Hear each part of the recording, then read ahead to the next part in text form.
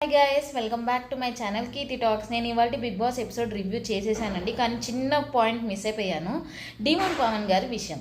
So demon Pawan గారికి కూడా video message వచ్చేసింది వాళ్ళ ఫ్యామిలీ నుంచి. సో ఈ వీడియో మెసేజ్ ద్వారా ఆయన గేమ్ మారిద్దా లేదా, నిన్న నాగార్జున గారు ఆ వీడియోస్ వేసి చూపించేశారు గేమ్ మారుతుందా లేదా. అండ్ ఆయన సేవ్ అయినప్పుడు చెప్పారు చూసారా, సారీ గైస్, నేను డౌన్గా ఉంటే నేను రెక్టిఫై చేసుకుంటాను, ఇంక నుంచి బాగా ఆడతానని చెప్పి. ఆయనకు అర్థమైపోయింది ఆయనే డౌన్ ఉన్నాడని చెప్పేసి.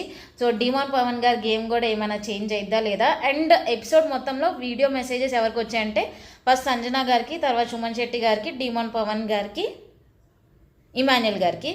సో వీళ్ళ నలుగురికి ఫ్యామిలీ వీడియో మెసేజెస్ అనేవి వచ్చేసాయి. సో ఇమాన్యుల్ గారు కూడా ఎమోషనల్ అయ్యారండి. అండ్ హైపరాది గారి పాయింట్స్ మాత్రం చాలా బాగా చెప్పేశారు. So it was good, nice episode.